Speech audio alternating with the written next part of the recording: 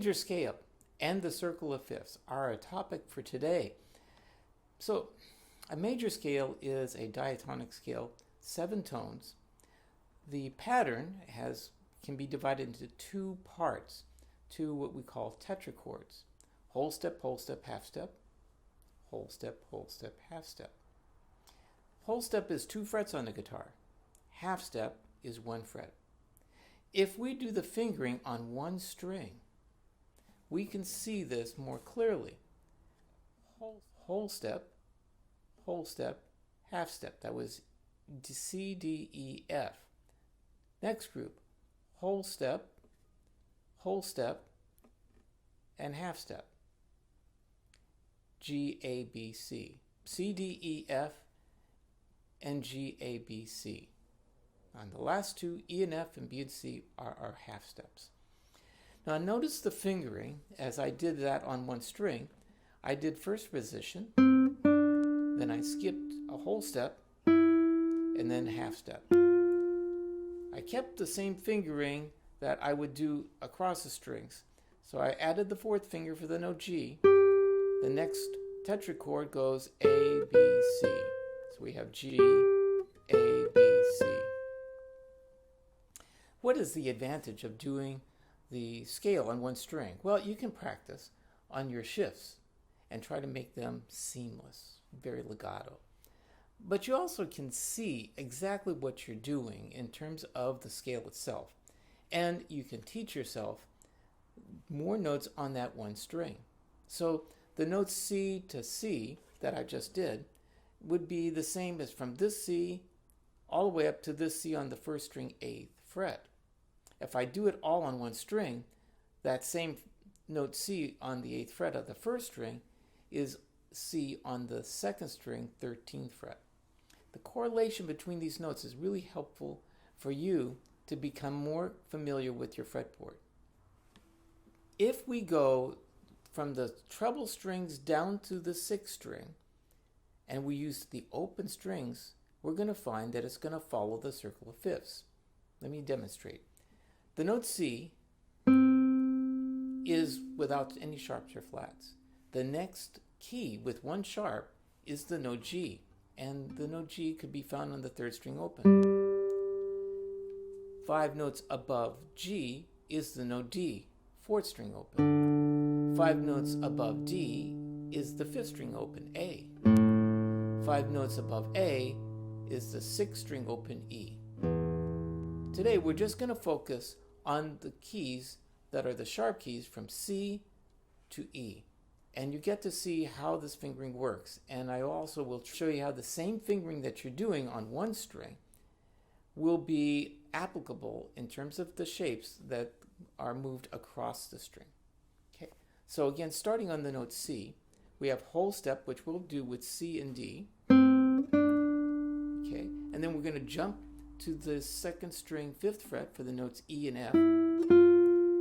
We'll continue on the 2nd tetrachord on the note G with the pinky on the 8th fret. Shift to 10th position, and the last 3 notes A, B, C. The pattern 1, 3, 1, 2, 4, 1, 3, 4. 1, 3, 1, 2, 4, 1, 3, 4. Let's do it together, but especially be aware of the position shifts. Try to see if you can hold the notes to the very end and make a quick shift, make it sound connected, legato. 1, 2, 3, go.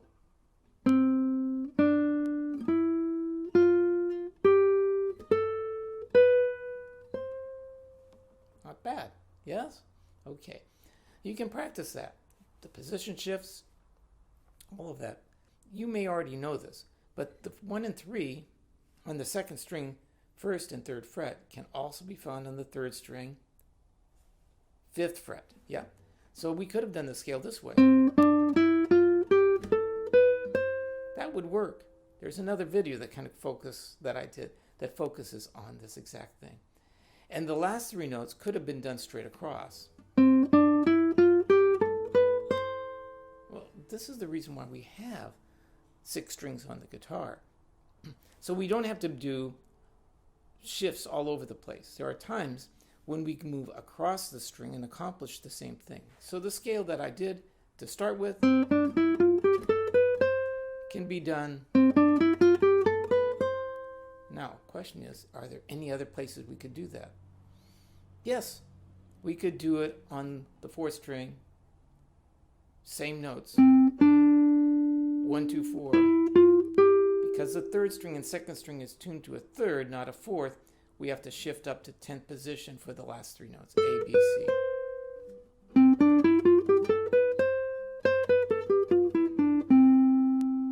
So you now have three different ways you could finger that scale. But start with the second string, because you can see what their notes are and how they're written out. Okay, next key, same fingering except for the first two notes. And we're going to find that to be the case the rest of the scales that we're doing today. On the note G, it's open, and the note A is on the second fret, so we won't use 1 and 3, but it's the same concept. 1 for an open string, and 3 would have been here if we had one more fret. But we're doing an open string, so we'll do first position with open and 2, and then we'll shift to fourth position for the notes B, C, D. And the last three notes will go E, F sharp, G. So open, second fret, 1, 2, 4, 1, 3, 4. You notice the last group of fingerings have remained the same. This is important and can be very helpful to you. Let's try it one more time. A, B, C, D, E, F sharp, G. And they'll try to do it legato. Ready, and...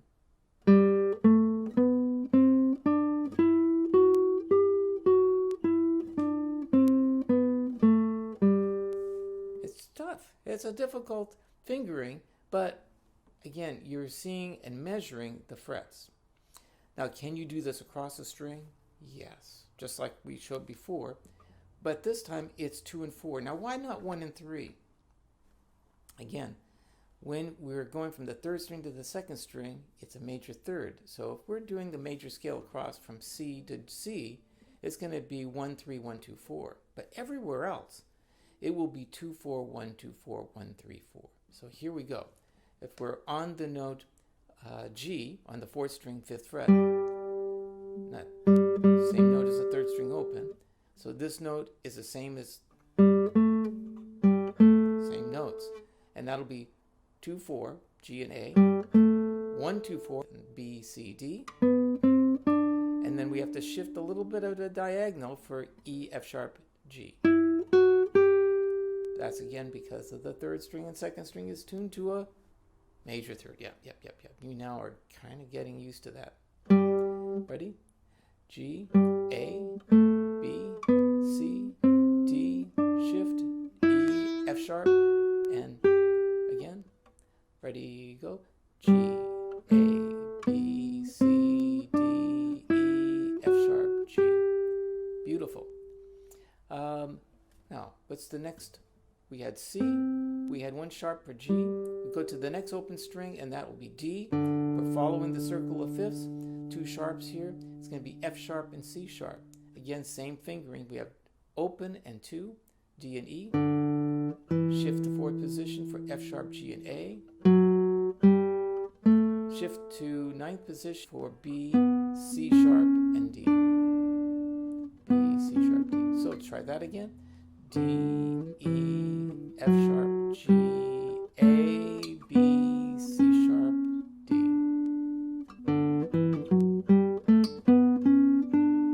Yeah. Now, I'm trying to make a little bit more shaping the melody so you can hear each of those 2 tetrachords. I don't know whether you're noticing that. So if I do that, I'm going to make the F sharp a little bit louder than the G, and then I'm going to make the A a little bit louder to show where the beginning of the next tetrachord is. Here it is one more time.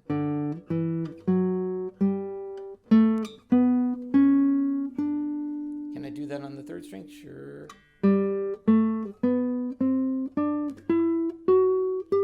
Second string for C. Good, yeah. So we've got C, G, and D. And if we were to do the scale of D just like for the other one, except this time we're never going to get to the second string. So in this case, it's straight across. D, E, F sharp, G, A, B, C sharp, D. So this time our fingering is 2, 4, 1, 2, 4, 1, 3, 4. Let's try that again. 2, 4, 1, 2, 4, 1, 3, 4. Now let's shape each tetrachord.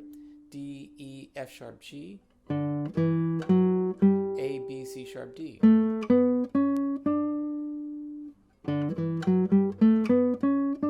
Good. Okay, so we've done C, we've done G, we've done D. Next open string, A. Same fingering as we did to start with on one string. Open 2, 1, 2, 4, 1, 3, 4. A, B, C sharp, D. And now we got the note E, E, F sharp, G sharp, A. Now, we got another challenge. Because if we have our first finger touching the string, it's very likely we're going to hear. And that makes it harder to make it legato. So you have.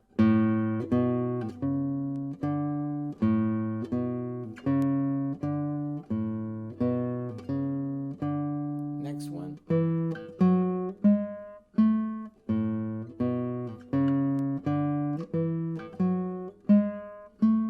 Yeah. So to make it legato and without the mice, can we do it across a string? Of course we can. We can do the same fingering we would at D, but move it over one string, and we start on the note A. Okay, so this fifth string open is the same as the sixth string fifth fret, and you probably already know that from tuning. But we can do that same pattern: 2, 4, 1, 2, 4, 1, 3, 4. 2, 4, 1, 2 is going to be whole step, half step. And 4, 1, 3, 4 is going to be whole step, half step.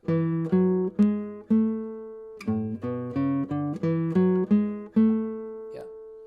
This is important. When you're practicing your scales, you can be doing a lot of different types of things. And one can be how you're shaping the melody itself. Are you crescendoing? Are you giving emphasis to those half steps? Strong on the half step and the resolution softer. Oftentimes that's important in a piece of music that has melodic lines. Okay, the last one is the key of E. We've now got 4 sharps. So we started with C with no sharps, G with 1 sharp, F sharp, D, we added 1 sharp. Maybe you noticed, what scale degree did we add the sharps? It was the second to last note. Yes, it's what we call the leading tone. We call it the leading tone because if we were to stop on it, we would feel like we got cheated.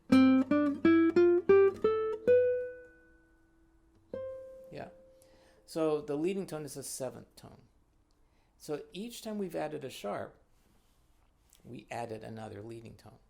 It's not the same for the flats. We'll do that in a different video. So from C, no sharps or flats. G, the note before, which is the leading tone, is F sharp. D, the note before, C sharp, that's the leading tone.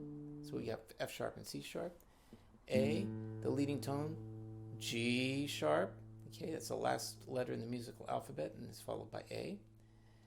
And the leading tone for E is D sharp. By the time we get to E, we have now 4 sharps. Okay, so we do the same fingering we did before.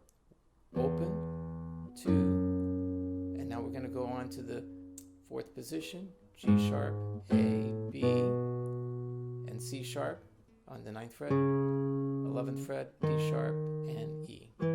Again, let's think about the shaping.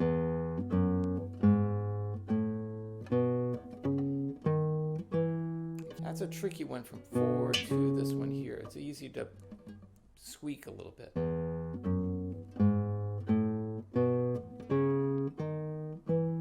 Yeah, so you have to kind of remember on that one especially to lift the 4th finger. Otherwise, if you shift and the 4th finger is still touching the string, you'll get that squeak. And as much as possible, we try to eliminate sound. It's different than any other instrument because the guitar has that percussive quality. Okay, is there any way that you can finger this all on one string straight across? Well, you could in this position, and it would look a little bit different. Yeah, you would have a different fingering because you have the open strings. But if we're thinking to ourselves that we're trying to see if we can find a way that we can minimize it and go across, I'm going to let you know that there is one other thing that you can think about. If you're starting on E and you go to F sharp, and then you go to the next note, G sharp, you can go straight across the rest of the fretboard up the rest of the octave by doing, so it still applies with 1, 2, 4, 1, 3, 4 here. Yeah.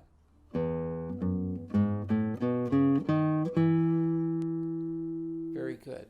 Now, the pattern of these scales and how that works is really important because it can help you be able to memorize your notes by memorizing the fingering and then getting better familiar with the letter names of all these notes. When you practice your scales, practice thinking the names of the notes and practice thinking about where would that note appear someplace else so that you become aware that this note, C, C, C. And you can try practicing this on other notes and just simply test yourself to see, can you find that note? Beyond being able to know the notes on your fretboard, beyond being able to play that scale on one string and still make it legato, what's the other reason that you're thinking about learning all these notes? What relevance does it have to musicality? Well, if you thought of that question, here's a melody.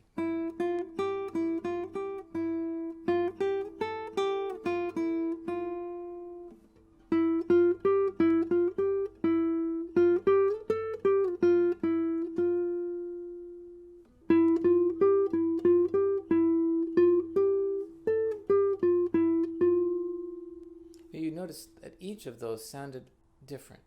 And this is true anywhere on your guitar. So when you hear a melody and you're practicing and learning a piece of music, if your tonal taste becomes more refined, you're going to start to notice you have preferences. You can hear a sound and you can say, that sounds cheerful. I want it to be.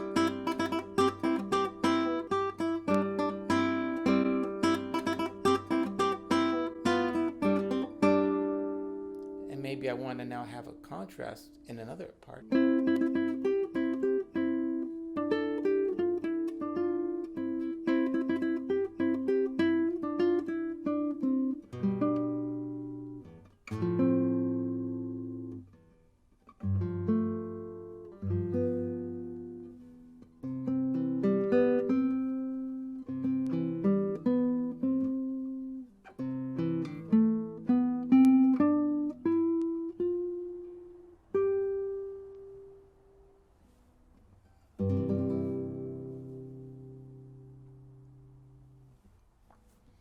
Okay, I hope this video was helpful to you, that you learned that you can finger the C major scale on one string,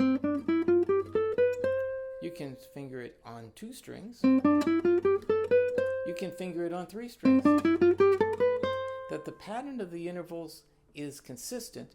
The fingering has some modifications when we're dealing with strings 3 and 2, but overall, if we're looking at the bass strings, strings 6, 5, 4, and 5, 4, 3, the fingering will always be for major scale 2, 4, 1, 2, 4, 1, 3, 4. If it's on the 3rd string to the 1st string, it's always going to be 3, 1, 1, 2, 4, 1, 3, 4.